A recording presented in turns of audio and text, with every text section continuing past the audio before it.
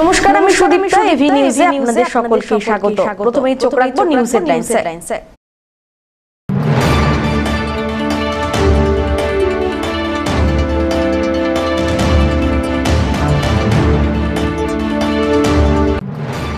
লোকালয়ে ঢুকে পড়ল হাতির দল, আতঙ্ক ছড়িয়েছে ধূপগুড়ির একাধিক এলাকায়।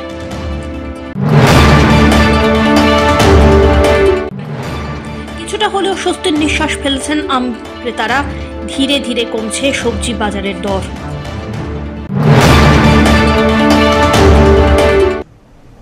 এবার আসছে বিস্তারিত সংবাদে। শুক্রবার গভীর রাত্রিবেলায় ধূপগুড়ি ব্লকের গাদং 1 এবং গাদং 2 নম্বর গ্রাম পঞ্চায়েতের কাজীপাড়া এবং বড়হালিয়া এলাকায় ঢুকে পড়ে প্রায় 15 থেকে 20টি হাতির একটি দল। স্থানীয় সূত্রে খবর, ডুডুয়া নদী পেরিয়ে হাতির দলটি এপারে এসে বেশ কিছু কৃষি জমির ওপর দিয়ে গিয়ে ফের ডুডুয়া নদী পেরিয়ে আলিপুরদুয়ার জেলার মালসাগাঁও এলাকায় ঢুকে পড়ে। আলিপুরদুয়ারের মালসাগাঁও, প্রমোদনগর, নোটাহারা, গুয়াবরনগর এলাকাতে বেশ কিছু কৃষিজ ফসলের ক্ষতি করেছে হাতিগুলি। পরবর্তীতে তারা ধুলাগাঁও হয়ে তাসাটি চা বাগান দিয়ে দলগাঁওয়ের জঙ্গল দিয়ে চম্পট দেয়। একসঙ্গে 15-20টি হাতির দল যাওয়ায় আলু সহ বেশ কিছু কৃষিজ ফসলের ব্যাপক ক্ষতি হয়েছে। এদিকে একসঙ্গে প্রায় 15 থেকে 20 হাতির দল আসায় রীতিমতো আতঙ্কিত এলাকাবাসী। স্থানীয়রা জানিয়েছেন, অনেকদিন আগে দুবার একটি করে হাতি এসেছিল, তবে এভাবে দল বেঁধে আসেনি। সকালে হাতির দল যখন ফিরে যায় তখন সামনাসামনি কেউ পড়ে গেলে প্রাণহানি ঘটত, এমনটাও আশঙ্কা। অন্যদিকে সকাল থেকে হাতির দলের পায়ের ছাপ দেখতে এলাকায় ভিড় জমান অনেকেই। জানা গিয়েছে, লোকালয়ের পাশ দিয়ে আলু ক্ষেতের ওপর দিয়ে হাতির দলটি গিয়েছে। অনুমান করা হচ্ছে সোনাখালী জঙ্গল থেকে হাতিগুলি এসেছিল। হাতিগুলো এই 18-20টা এরকম হবে। আচ্ছা, আর মোটামুটি ভোর 4টের দিকে। কতটা ক্ষতি করলো এদিকে হাতিগুলো আসার পর? তো এদিকে তো শেষ করে দিয়েছে, এই যে যেদিকে গেছে একদম ধ্বংস করে দিয়ে চলে গেছে আলু ক্ষেত। আলু ক্ষেত। এই যে কালকে জল দেওয়া হয়েছিল, আজকে এই পরিস্থিতি করে দিল। এটা আপনার জমি? হ্যাঁ, আমার জমি। কতটা ক্ষতি করছে আপনার জমি? এই আধা বিঘা জায়গা ধ্বংস করে দিয়ে চলে গেল। এর আগে এই এলাকায় হাতি আসছিল? না, এর আগে আসেনি। এর আগে মোটামুটি 7-8 বছর আগে একবার আসছিল একটা, কিন্তু এই দল বেঁধে কোনো বছর আসেনি। আমাদের লাইফে প্রথম দল বেঁধে হাতি আসে। দল বেঁধে আসে। কোন জঙ্গল থেকে হাতিগুলো আসতে পারে? এগুলা মনে হয় ওই যে গড়কাটা ওই ফরেস্ট থেকেই আসছে, ওই দিক দিয়ে আসছিল। তবে হাতিগুলো সকালবেলা বেরিয়ে যায়? হ্যাঁ, সকালবেলা বেরিয়ে নদী পার হয়ে। তো কতটা আতঙ্কিত আপনারা এইভাবে হাতি আসলো? হাতি আসলে তো মুশকিল। এইভাবে যদি আসে এরকম ক্ষতি করে, ফরেস্ট ডিপার্টমেন্টের তো ওরা নজর রাখার দরকার। ধীমান রায়ের রিপোর্ট, এভি নিউজ।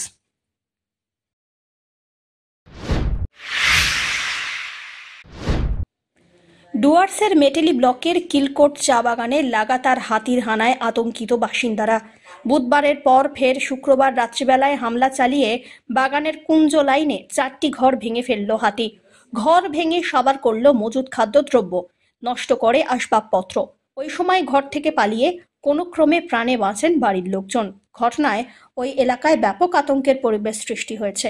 জানা গিয়েছে, শুক্রবার দিন রাত্রি প্রায় 2টো নাগাদ সংলগ্ন চাপড়ামারির জঙ্গল থেকে মূর্তি নদী পেরিয়ে একটি হাতি চলে আসে কিলকোট চা বাগানে। বাগানের কুঞ্জ লাইনে আমান ওরাও, সাহিল ওরাও, করণ মুন্ডা, রজনী ওরাওয়ের ঘর গুঁড়িয়ে দেয় হাতি। প্রায় ঘন্টা দুয়েক পর স্থানীয় বাসিন্দাদের চিৎকারে হাতিটি ফের এলাকা থেকে চলে যায়। সেখানে 2টি ঘর ভেঙে ফেলে। স্থানীয় বাসিন্দারা বলেন, প্রায় ঘন্টা দুয়েক পর স্থানীয় বাসিন্দাদের চিৎকারে হাতিটি ফের ওই এলাকা থেকে মহাবাড়ি দেওপানি বস্তিতে ঢোকে। সেখানেও 2টি ঘর ভেঙে ফেলে। স্থানীয়রা বলেন, এলাকায় হাতির হানা রুখতে বন দপ্তরের তরফে কোনো ব্যবস্থাই নেওয়া হচ্ছে না। বন দপ্তরের পক্ষ থেকে রাত্রে এলাকায় নিয়মিত টহলদারির দাবি জানিয়েছেন বাসিন্দারা। পাশাপাশি ক্ষতি পূরণেরও দাবি জানিয়েছেন তারা। বন দপ্তর সূত্রে খবর পেলেই সংশ্লিষ্ট এলাকায় গিয়ে হাতি তাড়ানোর চেষ্টা করা হয়। रात घरी हमें इसने 1 बजे लेके नींदाई रही। वो टाइम में हाथी आला और हमीन घर में अत्याचार होना। मोर माई मन के बच्चा के चलते मनी भागलो और मोर माई मन के दोसर घर भेजलो। अच्छा का क्षति कर लगे? का क्षति करलक ई तो वीडियो में भी जानल जाए। और चाउर रहे, धान रहे। तो उनकर दाबी का है कि खन हमी के दाबी का है, हमी कर तो धार लगी हमी के। धीमान राय रिपोर्ट, एवी न्यूज।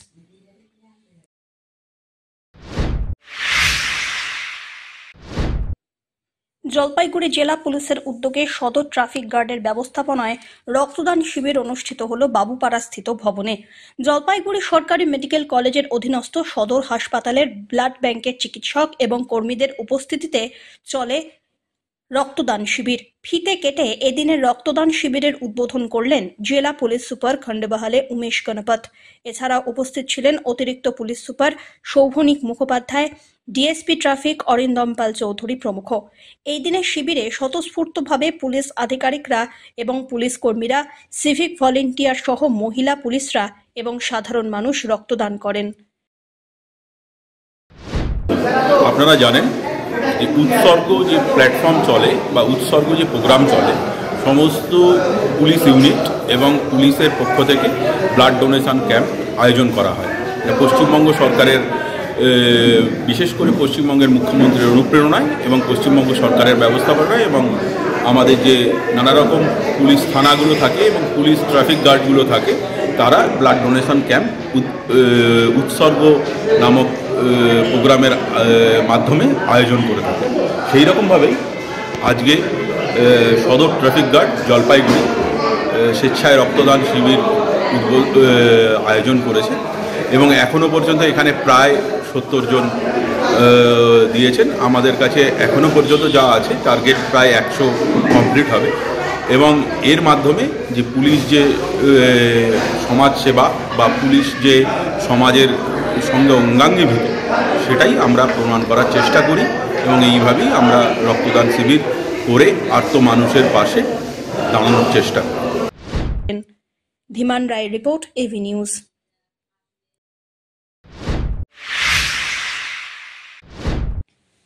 প্রতি শনিবার মাত্র 5 টাকার বিনিময়ে লায়ন্স ক্লাব অব জলপাইগুড়ি জেনেসিসের পক্ষ থেকে শহরে সাধারণ মানুষের জন্য একবেলা ভরপেট খাওয়া দাওয়ার আয়োজন করা হয়।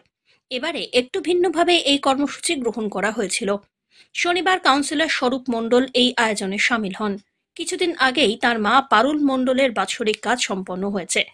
পরিবারের অন্যান্য স্বর্গীয় সদস্যদের স্মৃতির উদ্দেশ্যে এদিনের আয়োজনে সামিল হওয়া, এমনটাই জানিয়েছেন কাউন্সিলর। দেখুন, Lions club of Jalpaiguri Genesis এরা প্রতিটি শনিবারই জন আহার কর্মসূচির একটা এরা অংশ নেয়, মানে একটা পরিকল্পনা নেয়। অর্থাৎ সাধারণ মানুষকে 5 টাকার বিনিময়ে এরা খাদ্য বা যেগুলো আছে সেগুলো সমস্ত কিছু এরা সরবরাহ করে।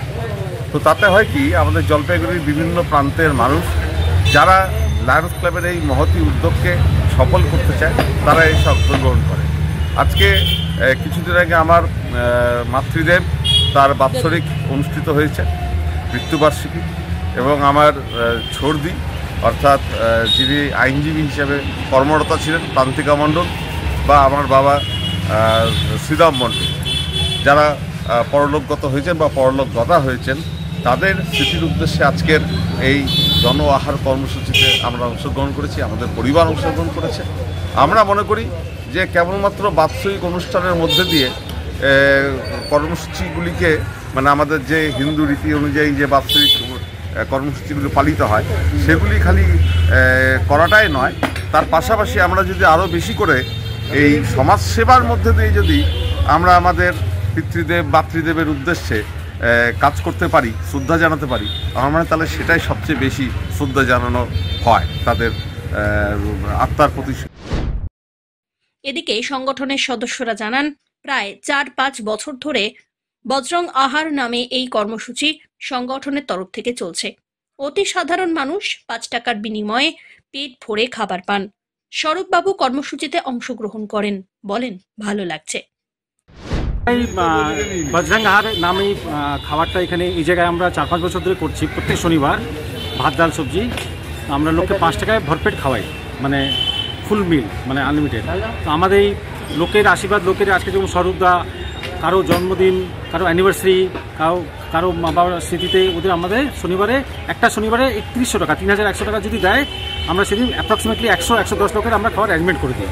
এই স্পন্সরশিপ করে এভাবে এবং আমার ক্লাবের মেম্বার সাহায্যতেই আমরা লাস্ট 4 to 5 ইয়ার্স দিয়ে চালাচ্ছি এবং আমার আশা আছে জলপাইগুড়ি লোকের আশীর্বাদ থাকলে আমরা আগামী দিনেও চালাতে থাকবো। তো বইতে হবে, আপনারা আমাদের যদি বলেন আমরা তো 7,000 বাড়ি দেবো। এখানেও আমরা 5 টাকা নিচ্ছি, এরকম অনেক লোক আছে যাতে আমাদের 5 টাকা আমরা দেখে যা দিতে পারি না ওদের ইয়ে করে দিই, ছেড়ে দিই, 5 টাকা নেই না। এখানে আসতে পারে বা আমাদের বললে আমরা সেটাও ওদেরকে ডাকতে পারি বা ব্যবস্থা করতে পারি। পিনাকি শীলের রিপোর্ট, এভি নিউজ।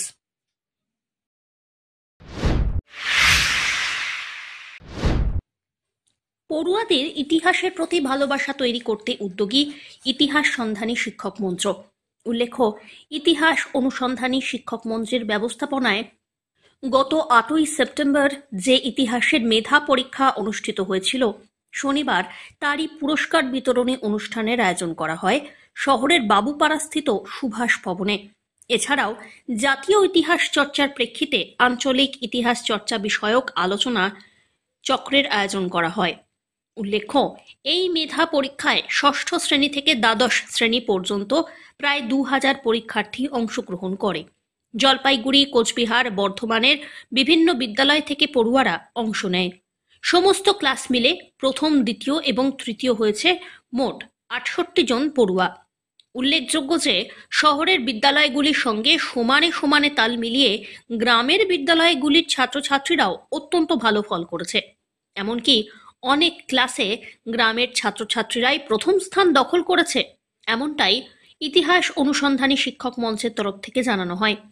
এই দিনের অনুষ্ঠানে অন্যান্যদের মধ্যে উপস্থিত ছিলেন ইতিহাসবিদ ডক্টর আনন্দ গোপাল ঘোষ, কোচবিহার এবিএনসিল কলেজের অধ্যাপিকা প্রজ্ঞা পারমিতা সরকার, জলপাইগুড়ি আনন্দচন্দ্র কলেজের অধ্যাপক দিগন্ত চক্রবর্তী। ইতিহাস অনুসন্ধানী শিক্ষক মঞ্চের তরফ থেকে উপস্থিত ছিলেন বাবলু রায়, অরুণ কৃষ্ণ ঘোষ, সুমন রায়, গৌতম চক্রবর্তী প্রমুখ।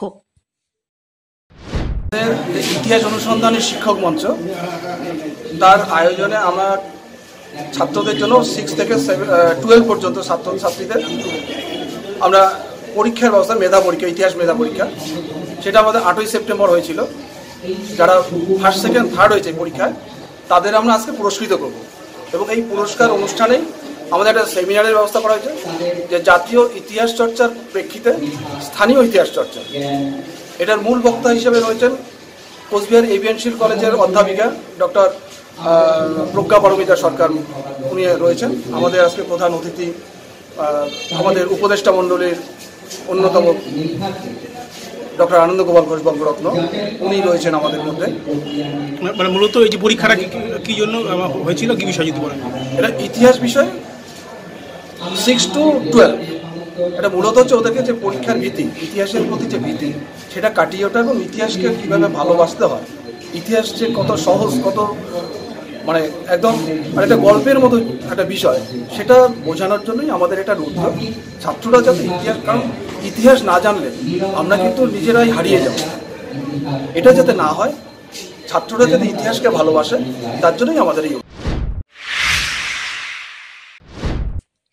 জলপাইগুড়িতে এখনো তেমনভাবে সবজির দামে পতন না আসলেও কিছু কিছু সবজির দাম কমেছে। বিভিন্ন সবজির মধ্যে ফুলকপি এবং বাঁধাকপির দাম কিছুটা কম, আলুর দামও কিছুটা পতনের দিকে চলে যাচ্ছে বলে বিক্রেতারা বলছেন। তারা বলেন, এবছর সবজির দাম অনেকটাই বেশি ছিল, এখন দাম সেই তুলনায় কিছুটা হলেও কমেছে। বাজারে এখন নতুন আলু 40 থেকে 50 টাকা কেজি দরে বিক্রি হচ্ছে, বেগুন বিক্রি হচ্ছে 50 টাকা কেজিতে। তবে ফুলকপি আর বাঁধাকপির দাম মোটামুটি কমেছে। সাধারণ ক্রেতারা এখনো বাজার করতে হিমশিম খাচ্ছেন। কবে সবজির দাম পুরোপুরি কমবে সেই আশায় দিন গুনছেন আমজনতা। সবজির দাম কেমন রয়েছে, কিছুটা কি কমেছে? হ্যাঁ, অনেক কমে গেছে। যেমন বাজার যেমন ধরো মূলা 50-40 ছিল, 30 হয়েছে। বেগুন ছিল 50-30-40 এরকম বিক্রি হচ্ছে। বাঁধাকপি 20-30 এরকম বিক্রি হচ্ছে, সব কমে গেছে। আলু আলুর দামও কমে গেছে, আলু 30-40। আগে তো তাই ছিল না, আগে তো 50 ছিল নতুন আলু, এখন 30 টাকা 40 টাকা। আলু তো বিভিন্ন কোয়ালিটি। পেঁয়াজের দামও কমছে 40-50-40 টাকা। আরো কি কমবে আশা আছে? আরো কমবে, বাজার কমবে, পৌষ মাস কমে যাবে। আলু বাদে কি সবই তো 80 টাকা, 220 টাকা মানে তো 80 টাকা। না, ওনারা বলছে এখন বাঁধাকপি ফুলকপি অনেক দাম কমেছে। কোয়ালিটির উপরে কম বেশি তো কোয়ালিটির উপরে। কি মনে হয় কমেছে দাম? সামান্য কমবে এখন, না কমাচ্ছে মানে আগের তুলনায় কি বলবেন? এক সময় তো এখন না, আগের তুলনায় একটু কম আছে। হ্যাঁ, আগের তুলনায় কম আছে। বাঁধাকপি ফুলকপি কত করে কিনছো এখন? 40 টাকা কিলো। 30 বলছে ওনারা।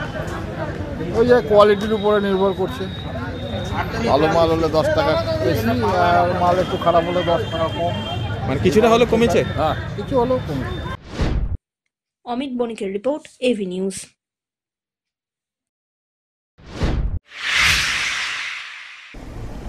শেষ করবার আগে নিউজ হেডলাইন্স আরো একবার।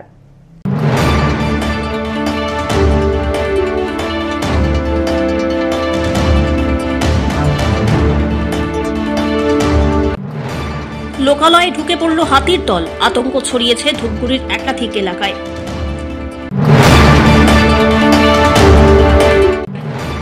কিছুটা হলেও স্বস্তির নিঃশ্বাস ফেলছেন আম ক্রেতারা, ধীরে ধীরে কমছে সবজি বাজারের দর।